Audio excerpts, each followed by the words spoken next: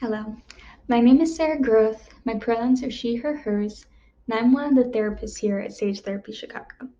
Today, I'm going to be starting us off on our new series about different topics under the trans umbrella, trans identity, and today is just about starting off some of the key concepts.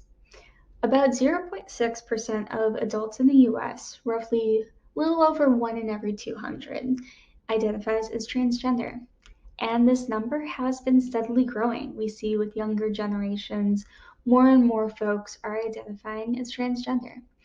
Many of us want to support the trans folks in our lives, whether it's our children, partners, friends, colleagues, whatever they may be. We want to understand and help them, but we might lack that education, lack that understanding of what it actually means to be trans. So, for the purpose of these 7 videos, we'll be covering a lot of different topics on transgender identity, such as dispelling common myths, understanding the difference between binary and non binary identities, understanding more about how to use different pronouns, understanding transitioning, seeing how gender diversity looks in children, and understanding dysphoria. Today, we're just going to cover some of the basics and understand a couple important definitions and concepts. When it comes to the LGBTQ plus community, we refer to some words like queer or transgender as umbrella terms. Umbrella terms by themselves may be used as identity. Think some people identify solely as queer, and they can also be overarching terms that encompass several identities with similar characteristics. When we're talking about the term transgender, sometimes shortened to trans, we're referring to anyone whose gender identity does not align with the gender assigned at birth. When we're talking about cisgender folks, or cis for short, this refers to someone whose gender identity does align with the gender assigned at birth. Some people get confused when it comes to understanding who is and isn't cis. So, a helpful example is if someone is born with a penis and they grow up to identify as a man, that is a cisgender man.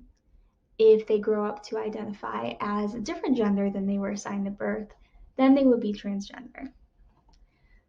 So going with this idea of assignment can be a little confusing. So a lot of the terminology we use I can kind of break down. When we talk about biological sex or the sex assigned at birth, we're referring to either being assigned male at birth or being assigned female at birth, sometimes shortened to AMAB or AMAB or AFAB or AFAB.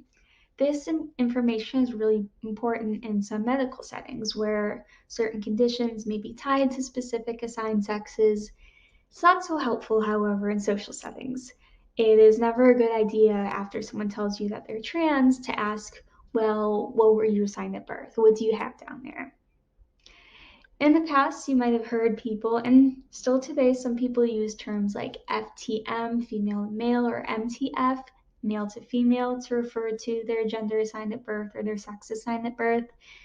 And while some people still use this, typically it's a little bit more outdated. It tends to lean more towards binary identities as opposed to a more inclusive definition. So typically we don't use those kinds of phrases.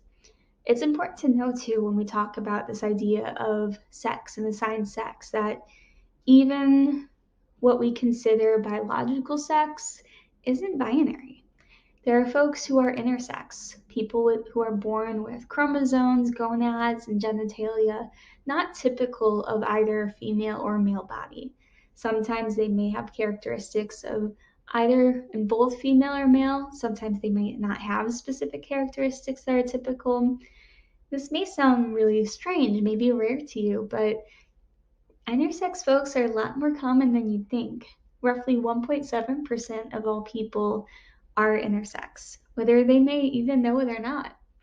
That's about the same amount of people as there are with red hair. So that is important to know. And going back to this idea of binary and non-binary, which we'll discuss further in another video, but to give you an overview, it's almost as if the transgender umbrella has too many umbrellas under it. You have your binary umbrella that includes trans women, trans men, people who fit the typical gender boxes, and your non-binary umbrella Those include folks who identify as a gender outside of man, woman, and or maybe a combination of genders. Maybe they have fluid gender, or they may identify with a completely other or no genders.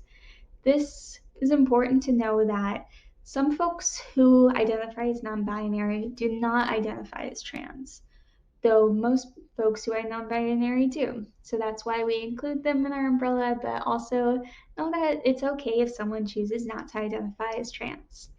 Some popular non binary identities, just to name a few, some folks just solely identify as non binary, and some people might identify also as gender fluid, genderqueer, agender, pangender, bigender, or two two-spirit.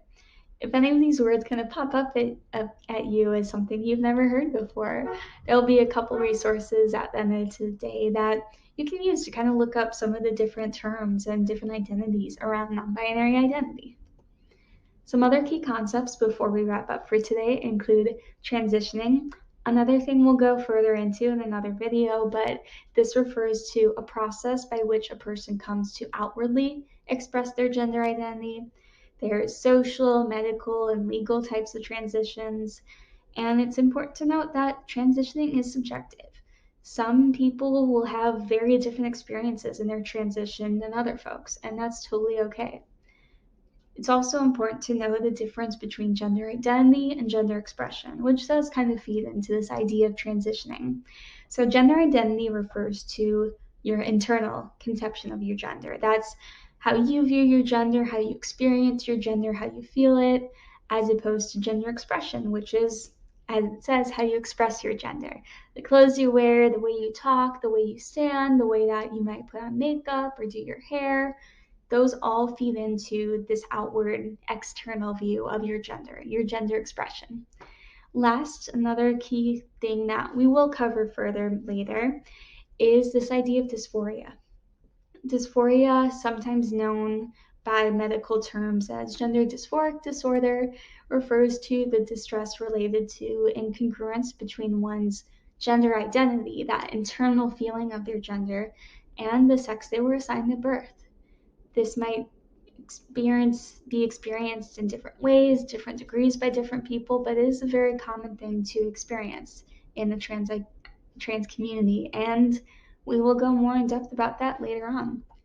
So if you're wanting to learn more or wanting to follow up on some of the things that we talked about today, some really great websites include the trevorproject.org, transwhat, the word WHAT, .org, transequality.org, and thesafezoneproject.com. So in our next video, we'll start talking more about some of the specific myths that are out there about trans folks and why they're myths. And yeah, I hope you have a great day, and I thank you for listening today.